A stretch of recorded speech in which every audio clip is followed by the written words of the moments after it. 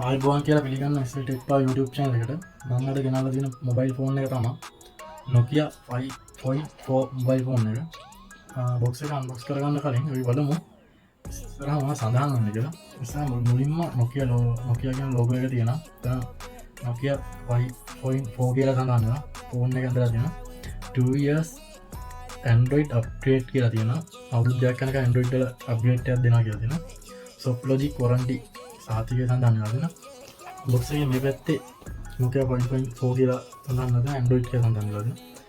මේ පැත්තේ TRC approval එක.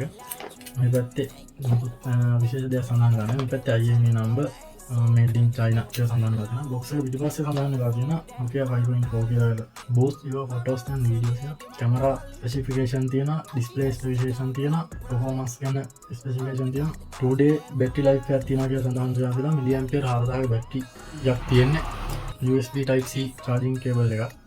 අපි unbox කරගෙන බලමු ෆෝන් එක ඇතුළේ මොනවද අපිට හම්බෙන්නේ කියලා.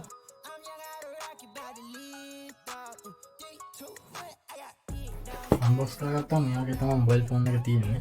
ඉස්සෙල්ලාම අපි ෆෝන් එක අයින් කරගෙන බලමු මොනවද තියෙන්නේ කියලා. මුලින්ම SIM remote tool එක තියෙනවා. ඒක ඉච්චරයි. ඊට පස්සේ මෙතන තියෙනවා starter guide එක තියෙනවා. user guide එක. මෙතන තියෙනවා ඒ manual එකක් තියෙන්නේ.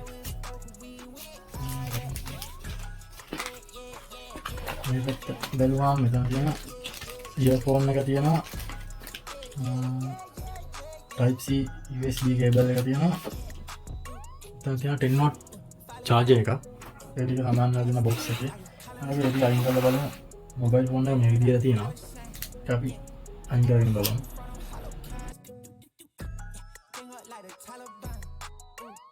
ඒක අයින් කරාට පස්සේ මෙයාගේ තමයි phone එක තියෙන්නේ. phone එක උඩින්ම selfie cam එක තියෙනවා. earpiece එක තියෙනවා. phone එක මේ side එක උඩින්ම තියෙනවා dedicated mic එක, 3.5mm jack port එක, volume එක button දෙක, power button එක තියෙනවා. යට තියෙනවා මෙතන speaker, USB type C port එක, mic එක තියෙනවා. මේ side එකේ button එක අයිත් තියෙනවා. ඒ වගේම SIM tray එක තියෙනවා. back එක ගත්තාම camera මේ විදිහට තමයි ඇවිල්ලා තියෙන්නේ. camera 4ක්, main cam එක, අනිතම පොඩි cam එකක් තියෙනවා. flash එක, fingerprint sensor එකක් තියෙනවා. මේ China කියලා වගේ මේ විදිහට ලස්සන design එකක් තියෙනවා phone එකේ.